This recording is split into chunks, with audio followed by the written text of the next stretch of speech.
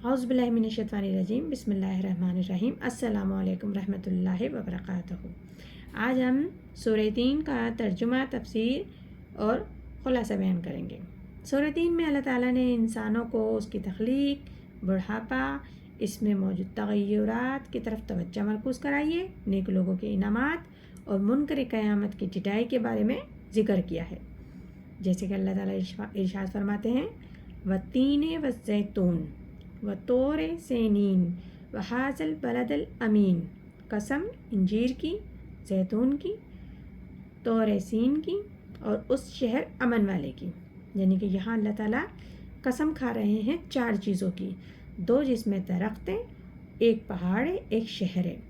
قسم اسی چیز کی کھائی جاتی ہے اور رب العزت جن چیزوں کی قسم کھاتا ہے وہ بابرکت اور فضیلتوں والی ہوتی ہے۔ انجیر اور زیتون میں بہت برکتیں ہوتی ہیں، بہت فضیلتیں موجود ہیں، اسی لیے اللہ تعالیٰ نے ان کی قسم کھا رہے ہیں۔ اور طور، کوہ طور، اور سینین وادی ہے جس میں کوہ طور موجود ہے۔ کوہ طور وہ پہاڑ ہے جس میں حضرت موسیٰ علیہ السلام اللہ تعالیٰ سے ملاقات کے لیے گئے، اور شہر امن مکہ، یعنی کہ مکہ مکرمہ ہے، وہ شہر امن ہے جس میں اللہ تعالیٰ کی خاص نعمتیں، برکتیں، فضیلتیں نازل ہیں۔ آگے اللہ فرماتا ہے، لَقَدْ خَلَقْنَا الْإِنسَانَ فِي أَحْسَنِ تَقْوِيمٍ، یعنی کہ ہم نے بنایا خوب آدمی کو خوب اندازے سے۔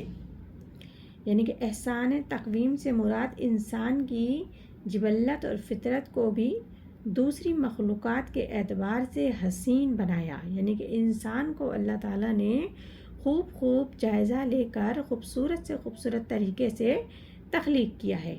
اس کی جسمانی شکل و صورت کو بھی دنیا کی تمام مخلوقات سے بہتر اور حسین بنایا ہے۔ اس کو عالم، قادر، سمیع و بصر، مدبر، حکیم بنایا ہے۔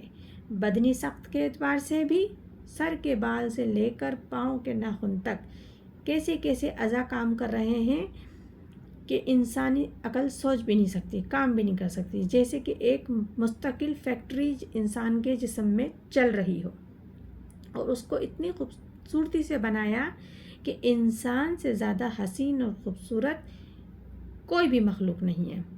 آگے اللہ فرماتا ہے، ثم رددنا اسفل سافلین، پھر پھینک دیا اس کو نیچے سے نیچے۔ یعنی کہ انسان اپنی ابتدا اور شباب میں ساری مخلوقات سے حسین اور بہتر بنایا گیا، آخر میں اس پر یہ حالت بھی آتی ہے کہ وہ بد سے بدتر اور برا سے برا ہو جاتا ہے، یعنی کہ ظاہری جسمانی حالت ہے۔ شباب ڈھلنے کے بعد شکل و صورت بھی بدلنے لگتی ہے، بیکار اور دوسروں پر بوجھ اور کسی کے کام نہیں آتا۔ یعنی کہ یہ انسان کے بڑھاپے کی حالت بتائی گئی ہے کہ جب انسان کا شباب ڈھلتا ہے، اس پہ بڑھاپا آتا ہے تو اس کی ہر چیز شکل و صورت تبدیل ہو جاتی ہے۔ آگے اللہ فرما رہے ہیں، إِلَّا الَّذِينَ آمَنُوا وَعَمِلُوا الصَّالِحَاتِ فَلَهُمْ أَجْرٌ غَيْرُ مَمْنُونٍ، مگر جو یقین لائے، عمل کیے اچھے، سوائے ان کے ثواب ہے بے انتہا۔ یعنی کہ ایک تو اللہ تعالیٰ نے کنڈیشن بتا دی کہ اس طریقے کی ایک شباب ہے، اس میں انسان حسین و جمیل ہے، پھر اس کے اوپر شباب ڈھلنے لگتا ہے تو اس کی شکل و صورت ہر چیز بدل جاتی ہے، اس کی عادت افکار سے ہر چیز بدلنے لگ جاتی ہے۔ لیکن جو لوگ یہ یقین کرا، جنہوں نے قیامت پر نیک کام کیے، صالحین، ان کو صالحین کہا ہے، ان کا اجر و ثواب کبھی ختم نہیں ہوتا۔ اگر دنیا میں بڑھاپے میں، بیماری اور کمزوری میں کی وجہ سے مبتلا ہو جاتے ہیں تو آخرت میں ان کے درجات عالیہ بڑھ جاتے ہیں اور راحت ہی راحت ہوتی ہے۔ یعنی کہ ان کا بڑھاپا بھی حسین اور جمیل رہتا ہے، ان کی لوگ عزت کرتے ہیں، باوقار رہتے ہیں۔ اگر کسی بیماری کے تحت وہ ہو جاتے ہیں کمزور، تو اللہ تعالیٰ نے ان کے لیے دنیا میں بھی راحت رکھی ہوتی ہے اور آخرت میں بھی ان کے لیے راحت ہے۔ اللہ تعالیٰ اپنے مقبول بندوں کے لیے بڑھاپے میں ایسے مخلص لوگ میسر فرماتا ہے جو ان کے آخری لمحات تک ان سے روحانی فائدہ اٹھاتے ہیں اور ان کی عزت اور احترام کرتے ہیں۔ ارشاد ہوتا ہے آگے، فما یکذب بعد بالدین، پھر تو اس کے پیچھے کیوں جھٹلائے بدلہ ملنے کو۔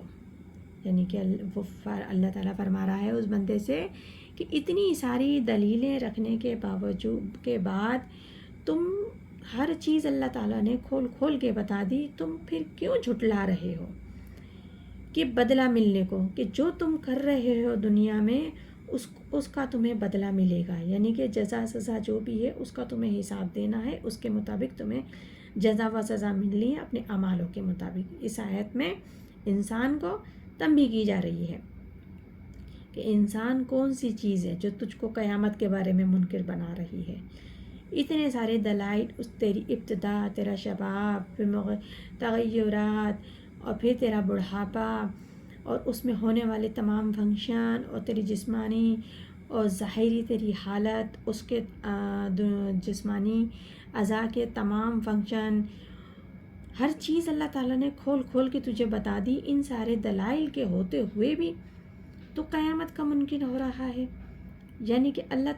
یعنی کہ ایسے مناظر اور انقلابات دیکھنے کے بعد بھی کیا گنجائش رہتی ہے کہ تم آخرت اور قیامت کو جھٹلاؤ؟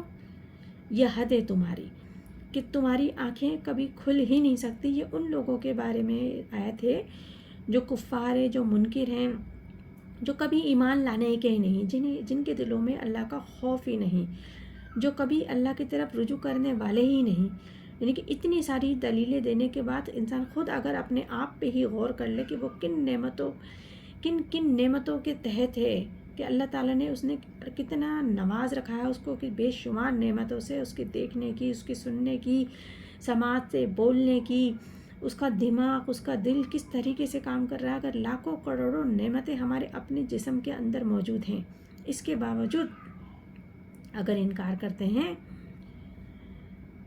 تو پھر وہ تیار ہو جائیں آخرت کے لیے، اپنی جزا اور اپنی سزا کے لیے، اس کے مطابق جو انہوں نے کیا۔ آگے اللہ ارشاد کرتے ہیں، الیس اللہ باحکم الحاکمین، کیا نہیں ہے اللہ سب حاکموں سے بڑا حاکم؟ کیا اللہ تعالیٰ سب حاکموں سے بڑا حاکم نہیں؟ یعنی کہ اللہ تعالیٰ سب حکومت کرنے والوں پر حاکم نہیں؟ ہر چیز پر حکومت صرف اور صرف اللہ کی ہے، ہر چیز پر۔